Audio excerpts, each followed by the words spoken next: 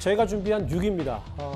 공수처와 인수위가 만났는데 사실 윤석열 당선인이 공수처를 어떻게 생각하고 있는지 너무나도 잘 알려진 얘기이기 때문에 오늘 만남이 참 관심이 많았습니다. 분위기부터 살펴보겠습니다. 저희가 윤 후보님에 대해서 한 것이 3회, 중앙지검에서 한 것이 4회, 배우자님에 대해서 한 것이 저희가 1회, 검찰이 5회. 그런데 왜 저희만 가지고 사찰이라고 그러시는지.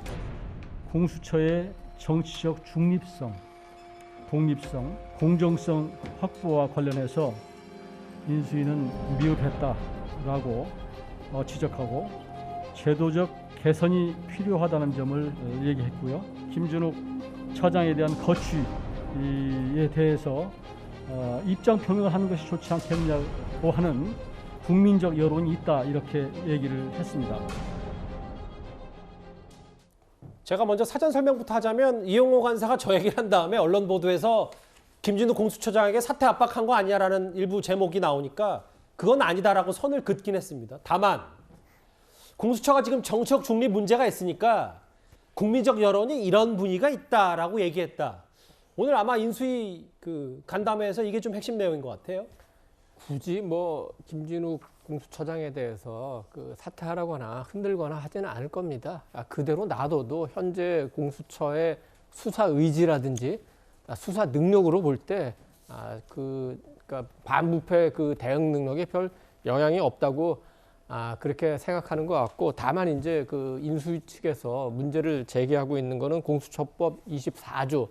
이 부분은 지나치게 모든 수사기관의 수사 착수를 보고하고 모든 수사를 다 가져올 수 있는 약간 지나친 권한 확대이기 때문에 지금 현재 여당에서 받아들여질지는 모르지만 공수처법 그 부분은 아마 개정 노력을 할 것 같고, 제가 판단하기에는 지금 현재 여당에서도 그 부분을 굳이 반대할 필요가 있는지 이건 여야 협상 과정에서 봐야 될 것 같고, 김진욱 처장만 놓고 보면은 지금 공수처가 현재 지금 상태에서 공수처가 윤석열 당선인에 대해서 진행하고 있는 수사가 8건입니다. 이런 공수처에 대해서 우리 국민이 얼마나 신뢰하고 있는지, 그렇다면 새로 신뢰를 회복하기 위해서 공수처가 어떤 노력을 해야 되는지, 김진욱 처장은 이제 지금 그 부분을 고민해야 되고, 그걸 할 수 있으면은 임기를 채우시고, 그걸 할 의지도 능력도 없으시면은 스스로 잘 판단을 하셔야 될 것 같습니다. 근데 이제 거취 표명하라는 국민 여론이 있다. 인수위의 이 발언이 또 듣기에 따라서는 한 2년 가까이 남았나요? 김진욱 공수처장의 임기가 2024년 초까지인데. 네네. 인수위에서 이런 여론이 있다고 전해주는 것도 일종의 압박 아니냐, 이런 해석도 충분히 가능한 겁니까? 네. 마치 이제 저번에 김호수 검찰총장에 대해서 어떤 거취 표명을 해라라는 것과 좀 비슷하게 들리는데, 과연 김진욱 공수처장이 지금 여당에 편향돼 있다고 볼 수가 있나요? 이분 저는 공수처장에 임명되실 때도 지금 변협 추천 인사였거든요. 그렇기 때문에 대한변협에서 추천했기 때문에 꼭 예를 들어서 민주당 편향 인사다 이렇게 저는 보지는 않고 있고, 또 이분이 어떤 정치적으로 이렇게 편향돼 있다라는 것을 수사 결과에서 본 적도 좀 보기가 힘듭니다. 저는 그것보다는 아까 이 논설위 의원께서도 말씀하셨지만 어떤 처장에 대한 거취 논란은 굳이 인수위에서 이것을 말할 필요는 없다고 생각되고, 이 공수처법 24조에 대해서는 이 공수처법을 만든 근간이거든요. 여기 그냥 공수처가 수사의 독립성과 정치적 중립성을 지킬 수 있는 부분이 이 조항이기 때문에 아마 공수처 자체에서는 아마 이 조항을 포기하기는 너무 힘들 것이라 생각이 들고, 지금 이건 없애려면 개정이 돼야 되는 부분이라서 여야가 협의가 돼야 협의가 돼야 되는 부분이라서 이건 좀 지켜봐야 될 것 같습니다. 오늘은 인수위가 공수처와 간담회를 열었고, 어제는 법무부의 업무 보고를 받았습니다. 그런데 윤 당선인 공약에 적극적으로 공감을 한다.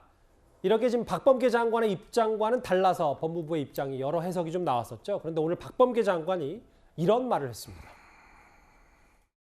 대장동 특검은 앞으로 어떻게 될까요?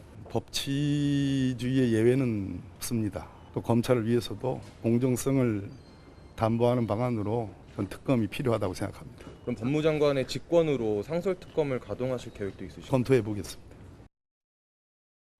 오늘 저 부분이요, 박 장관의 이 말.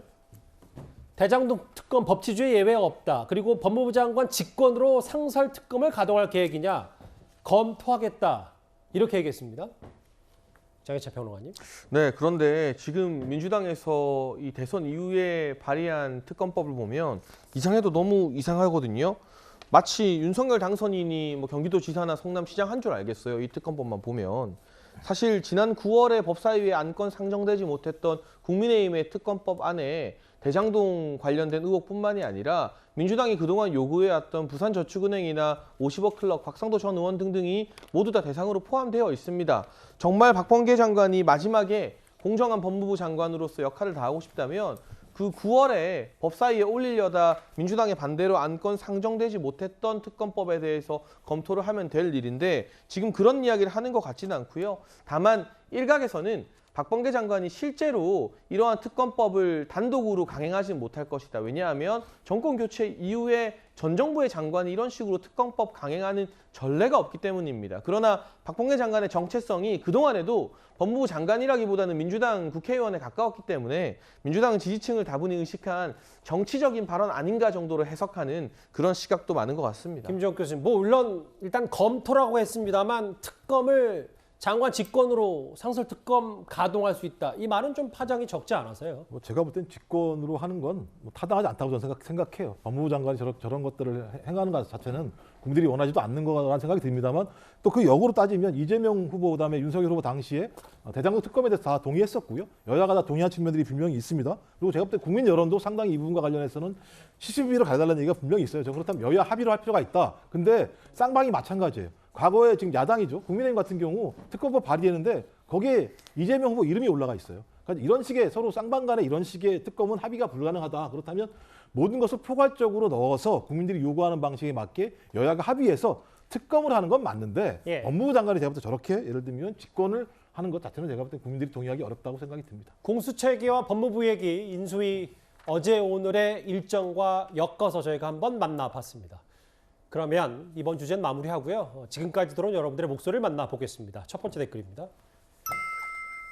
탁현민 의전비서관은 카드로 구입했다. 김정수 여사의 옷을요. 이렇게 얘기했는데 누비 장인은 현금으로 샀다고 증언했고 또 진실공방인가? 예. 영부인이 아니고 개인이면 옷장 열어보라고 안 하지요. 또 볼까요? 대통령이 된 이상 아무리 퇴임 이후라도 잊혀진 사람으로 살 수 있을까요? 라는 의견도 주셨습니다. 또 보겠습니다. 역대 어느 정권이 법원의 판결까지 2번이나 거부했나? 옷값 공개 혹은 해수부 공무원 피살 사건 정보 공개 말씀하신 것 같은데요. 마지막 보겠습니다. 청와대로 꽃 구경 가세. 역시 청와대 관련 댓글들까지 모두 만나봤습니다.